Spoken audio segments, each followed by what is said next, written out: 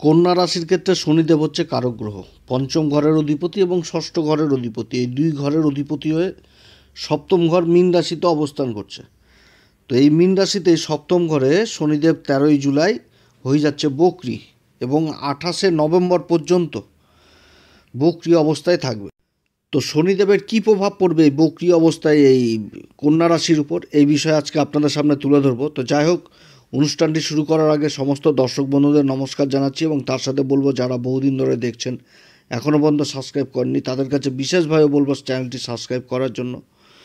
তবে আমি কোনো রকমভাবে কোনো দর্শক বন্ধুকে বিভ্রান্ত করার চেষ্টা করছি না, এটা গ্রহদের গোচরের উপরই আলোচনা করা হচ্ছে, কারো কোনো রকম ব্যক্তিগত কুষ্টি ধরে আলোচনা নয়, আর এটা চন্দ্র রাশি অনুসারেই বলা হচ্ছে। শনিদেব হচ্ছে কন্যা রাশির ক্ষেত্রে কারক গ্রহ।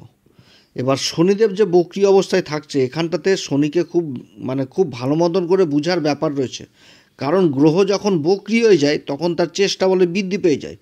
তো শনি যেরকম কারক গ্রহ, শনির তো প্রভাব কারক গ্রহের ভালো প্রভাবই থাকবে, কিন্তু শনিও তো আবার হচ্ছে একটি পাপী গ্রহ, তার তো পাপ প্রভাবটাও থাকবে। তো যখন গ্রহ বক্রি হয়ে যায় তখন তো তার চেষ্টা বলে বৃদ্ধি পেয়ে যায়, তাহলে ভালোর সাথে সাথে খারাপ জিনিসটাও কিন্তু বৃদ্ধি পাবে। এবার যে রাশিতে অবস্থান করছে সেটা হচ্ছে মীন রাশি, যার অধিপতি হচ্ছে দেবগুরু বৃহস্পতি। দেবগুরু বৃহস্পতির সাথে শনির সম্পর্ক সম, কিন্তু গোচরে আবার দেখতে হবে যে শনির সাথে কী রকম সম্পর্ক উঠে আসছে। যদি শনির সাথে মিত্রতার সম্পর্ক উঠে আসে তাহলে ভালো রেজাল্ট, আর যদি মিত্রতার জায়গায় শত্রুতা উঠে আসে তাহলে এই শনি আবার খারাপ প্রভাব দেবে এই কন্যা রাশিকে। তো যাই হোক, মীন রাশিতে শনির অবস্থান এবং মীন রাশির অধিপতি দেবগুরু বৃহস্পতি এই সময়কালে মিথুন রাশিতে অবস্থান করছে, যেটা হচ্ছে কর্মের ঘর এই কন্যা রাশির ক্ষেত্রে। আর কন্যা রাশির ক্ষেত্রে কেন্দ্রের যে 4টি ঘর, এই 4টি ঘরই বুধ আর গুরুর মধ্যে ভাগ, মানে বিভক্ত। 2টি ঘর রয়েছে দেবগুরু বৃহস্পতির আর 2টি ঘর রয়েছে হচ্ছে বুধের। তো দেবগুরু বৃহস্পতি হচ্ছে কি এই কন্যা রাশির ক্ষেত্রে 4র্থ ঘর এবং 7ম ঘরের অধিপতি হয়ে কর্মের ঘরে অবস্থান করছে মিথুন রাশি, যার অধিপতি বুধ। বুধের সাথে শনির সম্পর্ক মিত্রতা, তাহলে এখানটাতে একটা তৎকালীন মিত্রতার সম্পর্ক উঠে আসছে। এবং আগামী দিনে দেবগুরু বৃহস্পতি আবার যখন রাশি পরিবর্তন করবে তখন কিন্তু আবার অবস্থান করবে লাভের ঘর, যেটা হচ্ছে কর্কট রাশি। সেখানটাতে দেবগুরু বৃহস্পতি উচ্চ অবস্থায় থাকবে এবং দেবগুরু বৃহস্পতি সেই সময় কিন্তু এই শনির উপরেও দৃষ্টি থাকবে।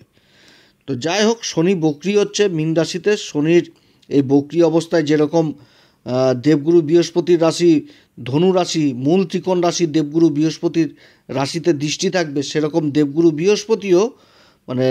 বৃহস্পতিরও নবম দৃষ্টি থাকবে শনির মূল ত্রিকোণ রাশি কুম্ভ রাশিতে, যেটা হচ্ছে ষষ্ঠ ঘর।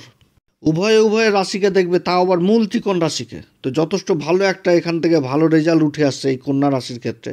তো তৎকালীন মিত্রতার কিন্তু একটা জবরদস্ত সম্পর্ক উঠে আসছে এই সময়কালে কন্যা রাশির। এবং তার থেকেও আর একটা বড় জিনিস উঠে আসছে, সেটা হচ্ছে যে মুহূর্তে শনি বক্রি হচ্ছে তার কয়েকদিন আগেই কিন্তু দেবগুরু বৃহস্পতি আবার উদয় হয়ে গেল, অস্ত ছিল উদয় হয়ে গেল। তাহলে শনিতে এখানটাতে যা পরিবেশ এখন তৈরি হচ্ছে তাতে যে ফলটা দিবে তার নেগেটিভ প্রভাবগুলোও কিন্তু দেবগুরু বৃহস্পতি কাটবে। ভালো ফলের তো ভালো রেজাল্ট, আর খারাপ ফলের খারাপ দিকগুলোও কিন্তু দেবগুরু বৃহস্পতি অনেক কেটে দিবে, কারণ দেবগুরু বৃহস্পতির উদয় হয়ে গেছে।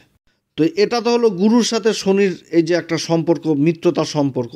এবার শনি যে ঘরে অবস্থান করছে মীন রাশিতে, সেই ঘরে কোন নক্ষত্র অবস্থান করছে সেই নক্ষত্রেরও তো প্রভাব দিবে এই সময়কালে এই কন্যা রাশির ক্ষেত্রে এই শনি, তার প্রভাবে বৃদ্ধি করবে। তো দেবগুরু বৃহস্পতির রাশি মীন রাশি, এই মীন রাশিতে উত্তরা ভাদ্রপদ নক্ষত্রে শনি অবস্থান করছে। উত্তরা ভাদ্রপদ নক্ষত্রের অধিপতি হচ্ছে স্বয়ং শনিদেব। শনিদেবই এই নক্ষত্রের অধিপতি, আর এই নক্ষত্রের অধিপতি দেবতা হচ্ছে আবার আহির্বুদন্না।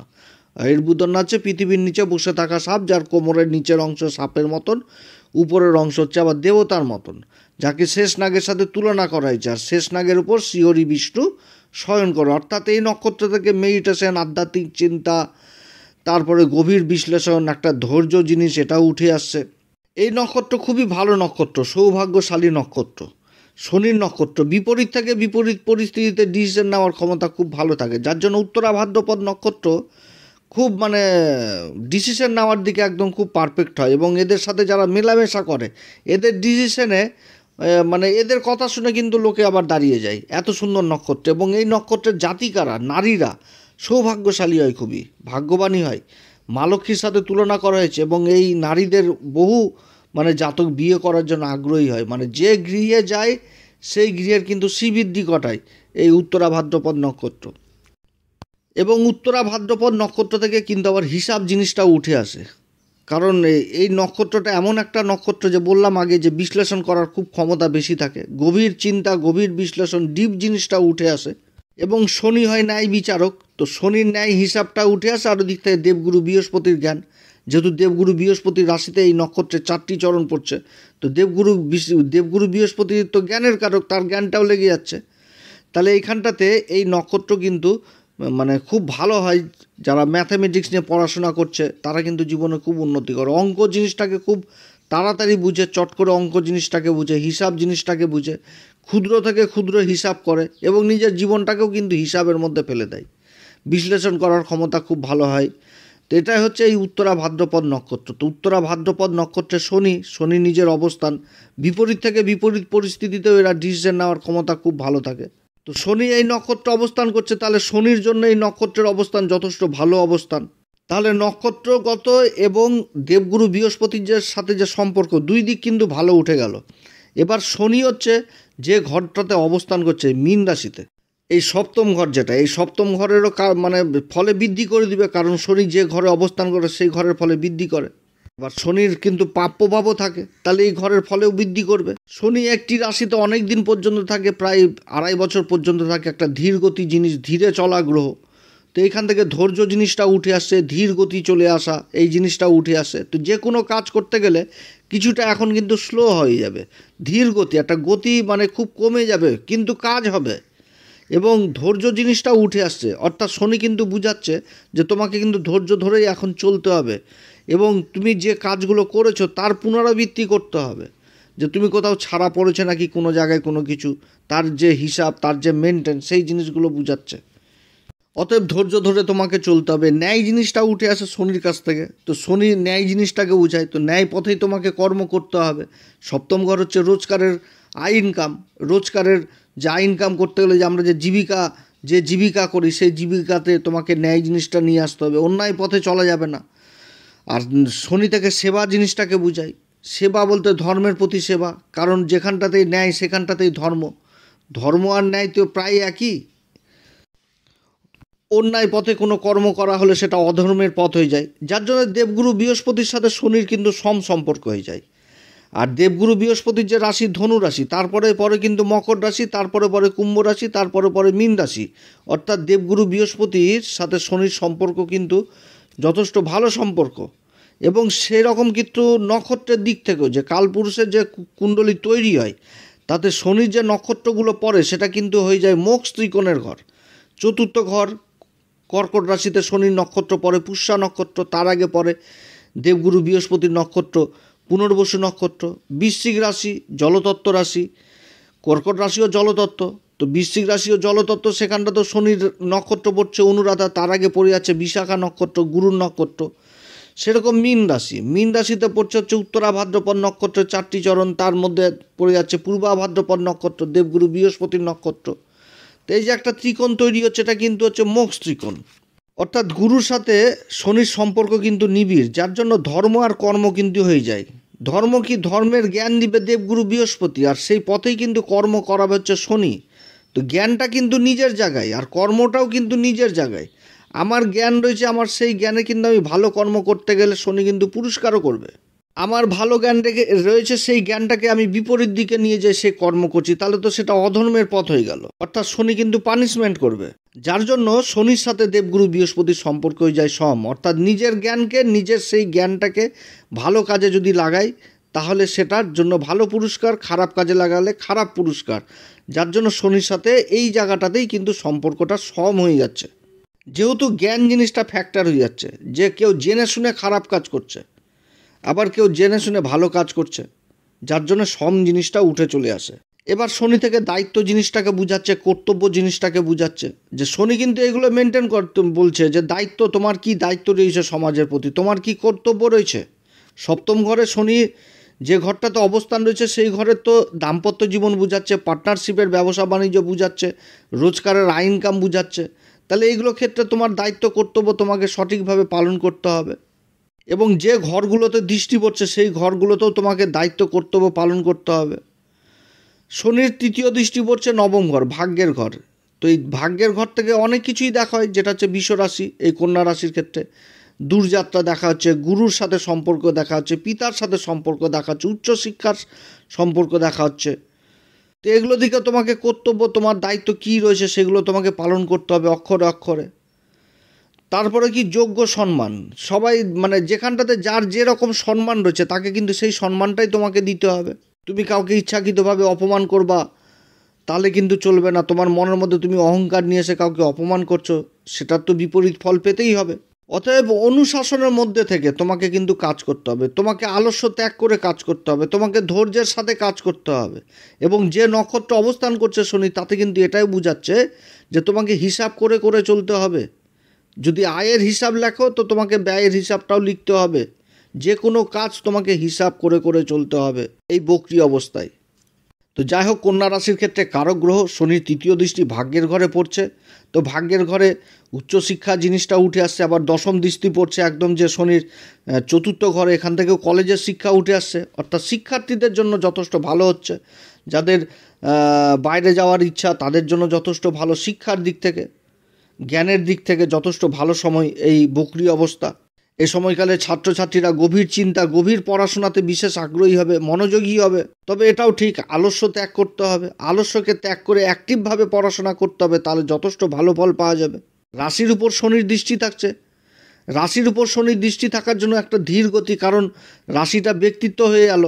তাহলে ব্যক্তিত্বের উপর একটা ধীর গতি, একটা ধৈর্য জিনিস, এই জিনিসগুলো বুঝাচ্ছে।